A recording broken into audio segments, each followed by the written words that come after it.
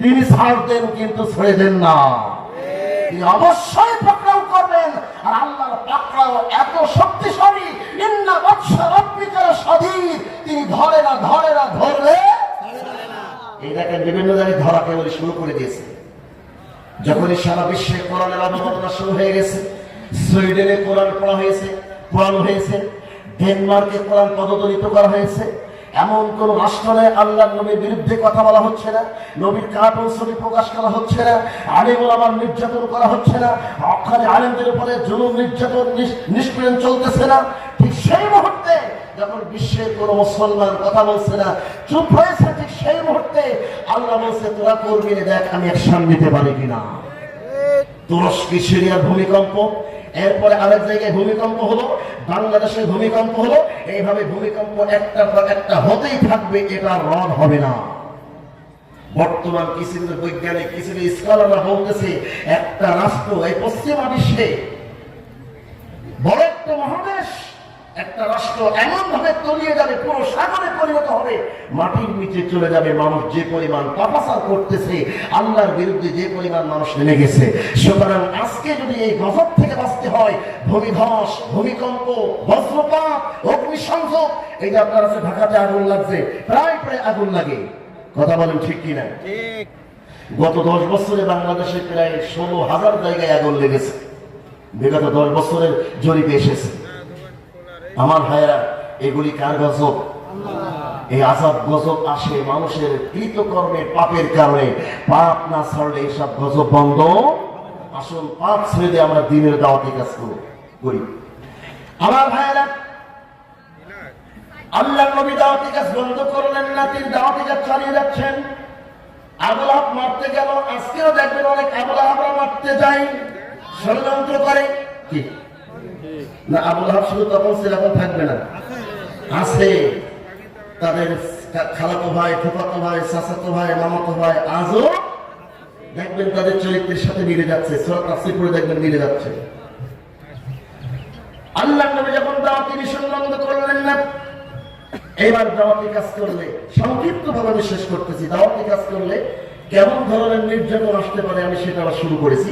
আমি বলেছি দ্বীনের তাবলীগ করা ফরজ, আর এই তাবলীগ করতে গেলে কেমন ধরনের বাধা আসতে পারে, এই বাধার পয়েন্ট এবার আমি শুরু করতেছি।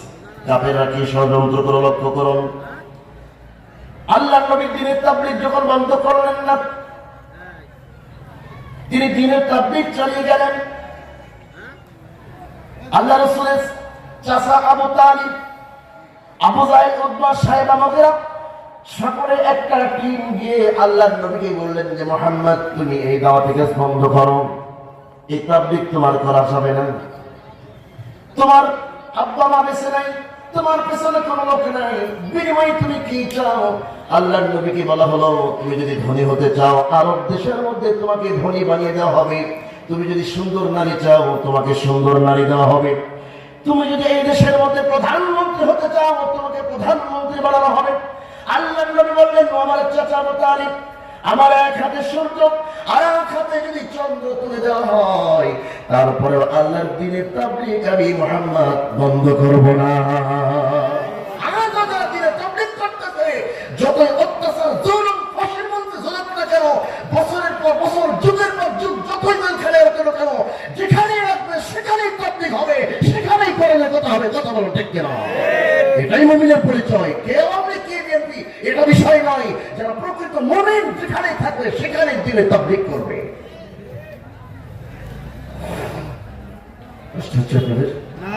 আমার ভাইয়েরা, এবার আসলে আল্লাহর নবীর পরে ষড়যন্ত্র শুরু হলো।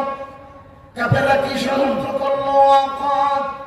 লাল্লাযীনা কাফারু লিরাসূলিহিম لنخرجنكم من أرضنا أو لتعودن في ملتنا فأوحى إليهم ربهم لنهلكن الظالمين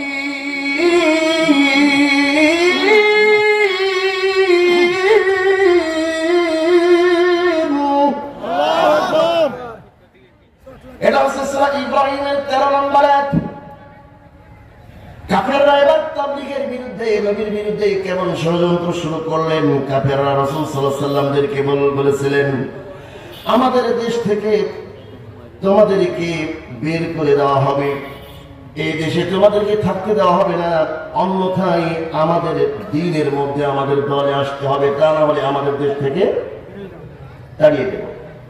কাফেররা আল্লাহর নবীকে বলেন, এই তাবলীগ এলাকায় চলবে না, এই দিনে ইকামতের দাওয়াত, কোরআনের কথা বলা যাবে না, যদি এটা করো এই দেশ থেকে এই এলাকা থেকে তোমাদেরকে তাড়িয়ে দেওয়া হবে, হয় আমাদের দলে আসতে হবে না হলে এলাকা ছাড়তে হবে।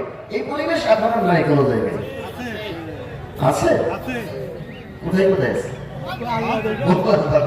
হাসিলের নাম নিতে আছে। আল্লাহু আকবার। আরো শুনুন কি ষড়যন্ত্র করল আল্লাহর নবীর বিরুদ্ধে। আফাকুল্লামা জাআকুম রাসূলুম বিমা লা তাহওয়া আনফুসুকুম মুস্তাকবারতুম ফাফারিকান কাযযাবতুম ওয়া ফারিকান তাকতুলুন। আল্লাহু আকবার। এটা হচ্ছে সূরা বাকারার 87 নম্বর আয়াত। এই আয়াতে কারিমার মধ্যে আল্লাহ তাআলা কি বললেন? যখনই কোন রাসূল তাদের কাছে দ্বীনের দাওয়াত নিয়ে আসতো, তখন কোন কোন বিষয় নবীদেরকে ওরা মিথ্যাবাদী বলতো। কোন কোন বিষয় নবীদেরকে তৎকালীন যুগের কাফেররা মিথ্যাবাদী বলতো। আজকেও দেখেন অনেকেই বলে হুজুররা মিথ্যাবাদী, ও কথা কোরআনে নাই, ওই আইন এখন চলে না, কথা বড় বড় আইন, এখন হাত কাটা যাবে না, কারণ আমরা তো সব চোর। কথা বলছে না, কারণ আল্লাহ কোরআনে চোরের আয়াত নাযিল করেছেন কিনা? ওরা বলে এটা এখন চলবে না, ওটা বাদ দাও। আল্লাহ নবী যখন ক্ষমতায় গেলেন, মদিনায় ক্ষমতায় যাওয়ার পরে 3 দিন পরে চুরি হয়েছিল। ক্ষমতায় যাওয়ার কয়দিন পরে? 3 দিন পরে চুরি হয়েছিল। যে মহিলা চুরি করেছিল তার নাম হচ্ছে ফাতেমা। কি নাম? সবাই তো বলেন কি নাম? তার নাম ফাতেমা। আল্লাহ নবী ইসলামিক স্টেট কায়েম করেছেন। ফাতেমার বিষয় কে নালিশ করবেন? এক হচ্ছে কুরাইশ বংশের মেয়ে, 2 হচ্ছে নবীর মেয়ের নামের সাথে মিল। কোন কোন সাহাবী মনে করতেছেন আল্লাহ নবীর বদনাম হয়ে যাবে, সুতরাং বিষয়টা আল্লাহ নবীর কাছে গিয়ে কোন রকম বিচারটা স্থগিত করা যায় কিনা, দলীয়করণ, আত্মীয়করণ, বংশীয়করণ। কথা বলেন। দলের লোক 7 খুন করলে কোনো সমস্যা নাই, ওটা শোনার ছেলে। আরেকজন ব্যক্তি কিছুই জানে না, কিছুই বোঝে না, অমুক জায়গায় ট্রেন লাইন ওটাই দিয়েছে, মামলা হয়েছে, জানেও না। কি আল্লাহ নবী এই জন্য ভবিষ্যৎবাণী করেছেন, এমন একটি জামানা আসবে কিয়ামতের আলামত, যাকে দোষারোপ করা হবে, জেলখানায় নেওয়া হবে, সে জানবে না আমাকে কেন জেলখানায় আনা হলো, সে জানবেই না, কোনো খুঁজে পাবে না। যে ব্যক্তি খুন হবে সে জানবেন আমি কেন খুন হয়েছি, যে ব্যক্তি খুন করবে সেও বুঝবেন আমি কেন মুখে খুন করলাম, কারণ একটা পেন্সিলের বিনিময়ে খুন করেছে, বলবে তো 10,000 থেকে আমাকে চেয়ারম্যানের মাথা কেটে নিয়ে আয়। হাদিসের সাথে মিলছে কিনা? হ্যাঁ আমার ভাইয়েরা, তাহলে যখনই কোন রাসূল তাদের কাছে দ্বীনের দাওয়াত নিয়ে যেত, তখন কোন কোন বিষয়ে তারা মিথ্যাবাদী বলতো। আজকেও তারা মিথ্যাবাদী বলে। চোরের ব্যাপারে আল্লাহ পাক রব্বুল আলামিন কি বললেন? আল্লাহর নবীর মেয়ের নামের সাথে মিল বিচারের জন্য কে যাবে? আল্লাহর নবীর পালক পুত্র জায়েজ চলে গেলেন বিচারের জন্য।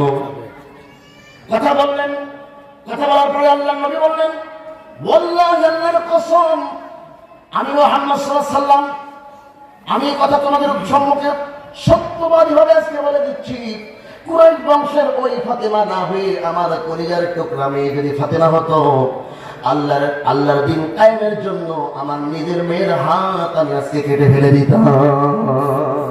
সুবহানাল্লাহ। والسارقة فاقطعوا أيديهما جزاء بما كسبا نكالا من الله.